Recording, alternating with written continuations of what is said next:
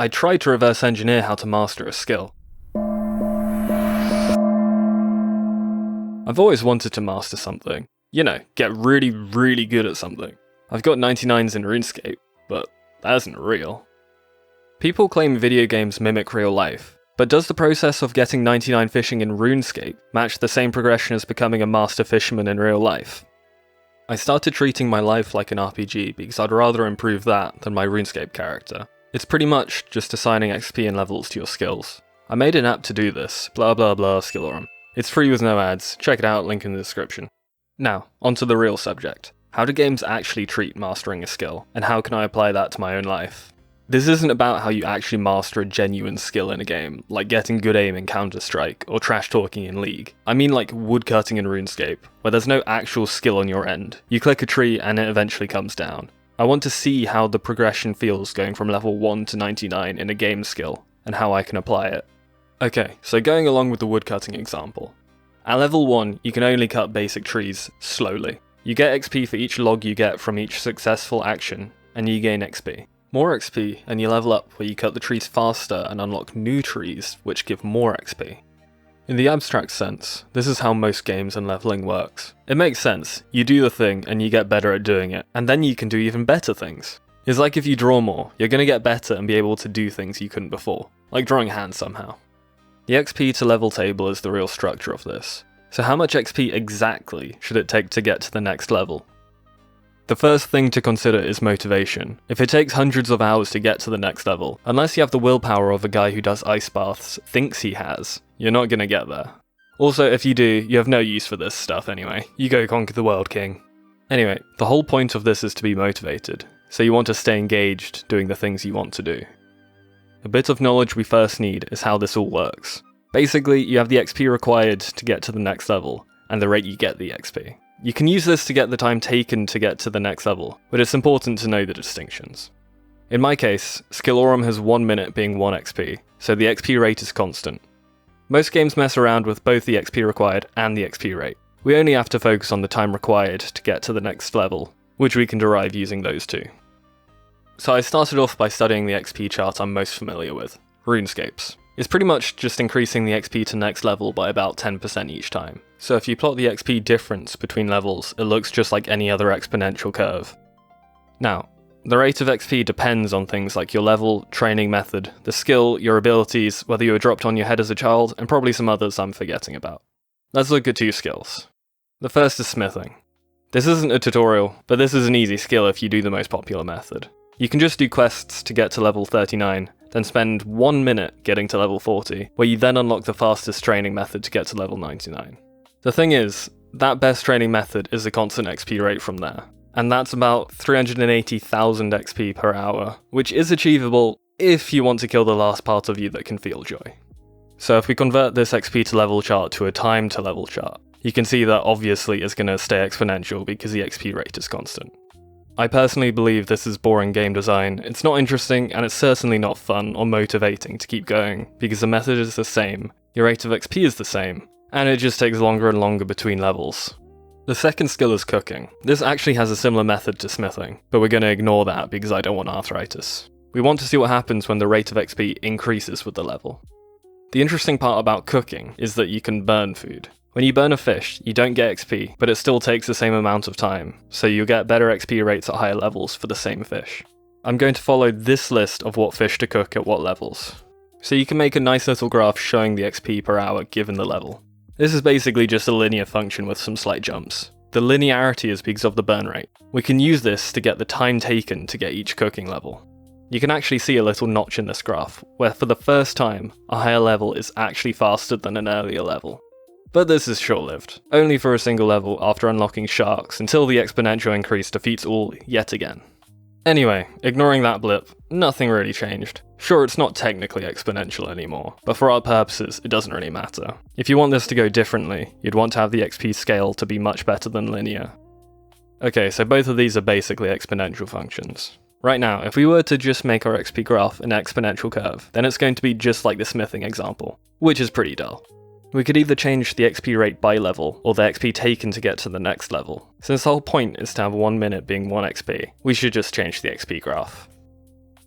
As someone who has spent days grinding out 99s, I was surprised about this analysis. I can say that the feeling is completely different. The early levels come very fast, first levels are barely minutes between, which is probably what hooks you to start with. The dopamine release you get each time you level up just gets better the higher the level. The time between levels, of course, gets longer. When you get to around level 40, it feels like it barely changes. Like the difference between level 41 and 42, and 59 and 60, aren't that different. Eventually, when you get in the 70s, it feels awfully slow, hours between levels. 90s feel like forever. When you're 96, and you know it's just 3 levels left, they somehow come pretty quickly. This is just my subjective experience, but I think it's important to take that into account. It almost feels like it comes in steps and plateaus. Perhaps I just grinded out more when I was close to 99, or maybe splurged some extra gold to get there faster. But either way, it felt like I was almost there at level 96, despite it having more than a quarter of the total XP to go. So we've analysed game XP curves. Now we can think about what they're actually trying to mimic. Real life. There's also the whole thing about mastering a skill. The general rule people love to quote is that it takes 10,000 hours to become a master in a skill. I've always hated it. Even Anders Ericsson, who did the research it was based on, hates it. The real problem though, is that if I set 99 to be 10,000 hours, most people are going to get burned out just looking at 100 hours until the next level. Real life is never as nice or easy as games. In real life, you can actually get worse in a skill. Anyone else ever fallen 4 ranks in a competitive game in one sitting? No? Okay, just me. Anyway, tracking time against mastery is very fuzzy, because like with the 10,000 hours thing, there's a lot more factors in play than just time spent. Someone got some nice data on StarCraft 2, so I plotted the total hours played against the league index, which is a way of showing how good they are. The higher the better. Clearly, there's a trend for the higher ranks having more time, but the more you look at the graph, the more you see it's not quite as simple as you'd think. One thing I almost see is that there's a bit of a jump between league index 2 and 3. Kind of like there's a bit of a difficulty curve, and everyone needs to work on it to get that click where they suddenly understand. Next, OS has lots of data. Plenty of people smarter than me have already made analysis on it. I think the data's too messy to really make any assumptions, but it does seem to be somewhat of a trend of more time being better at the game. But with diminishing returns, where someone with 2,000 hours isn't twice as good as someone with 1,000. That does make sense. Pretty much everyone agrees that there's a diminishing return on time spent. Your 100th hour isn't going to give you the same amount of progress as your first. Okay, so we've just looked at games again, but that's because these things have lots of data by design. Those are real skills people work on, it's just through the video game medium. But if you want something slightly more real, where it's not just sitting behind a computer screen, here's chess. You can see Magnus Carlsen has a similar curve for his rating, trending up, then reaching somewhat of a plateau. It's got plenty of bumps, so it's nice to know that even gods can bleed. Pretty much all of the top chess players' ratings look like this. I went on a deep dive trying to get a nice graph for the average chess player, but it's way too much of a mess. There's an analysis by Lichess that says there doesn't seem to be a clear correlation between improvement rate and the number of games played, although they do agree that lower rated people make gains faster than higher rated. There's a similar belief that it takes 20% of the time to get 80% of the knowledge. Essentially, getting competent in a skill doesn't take that long, but mastering a skill takes much longer. I'd like to take that into account, having the later levels take much longer, like most games. So now we can use what we learned to choose how we want the curve to look. 1. Fast progress to begin with. First level takes about 15 minutes. 2. Jumps up time taken to get to mid levels, but then gain between levels slows down, mimicking the difficulty curve of being competent. 3. Starts ramping up again around level 70. 4. Slow down a little at level 96. 5. Level 80 being about halfway. I want it to take time and to be able to say that you are good, but also not take forever.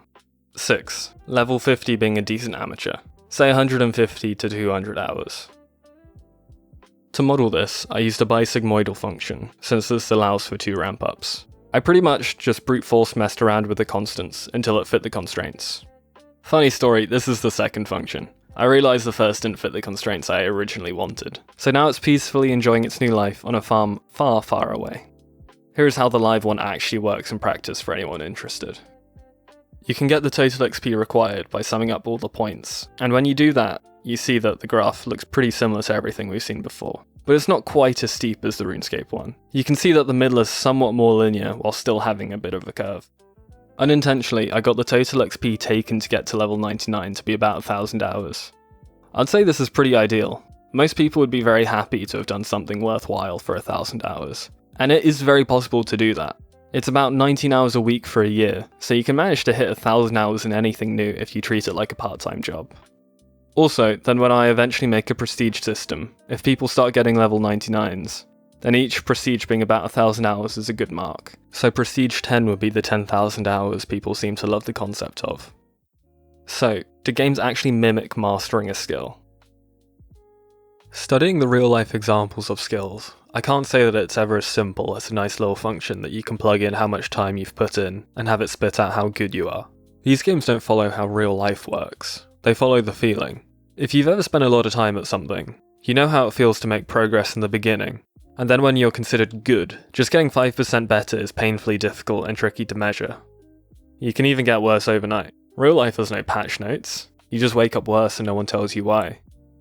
But that gap's what I'm looking for. Games are amazing at making a long grind feel possible. Real life, not so much. That bisigmoidal mess isn't trying to match reality. I mean, can you give some quantifiable level on your guitar skill? It gets nice quick wins early on so you don't bail in week 1. The mid-levels are a slog because they are. But getting level 50 and being a decent amateur feels earned. To keep motivation there needs to be a microfeedback loop within that. But that's another story. And yeah, 99 is 1,000 hours. I'm not sorry. If you've watched this far, you're probably someone who's already poured at least 1,000 hours into some game and felt weird about it. I can't make the grind shorter, I just want to point it as something I'd be glad to have spent 1,000 hours doing. Anyway, this is what I came up with. It's live in Skillorum right now. When you log time, it's following that curve. If you want to try it, links in the description. There's still plenty to consider, like how to stay motivated in those mid-levels where a full workday doesn't even give one level up. That's the hard part I need to figure out next. If you have any ideas, please leave them in the comments. Anyway, the next step is to figure out what to master.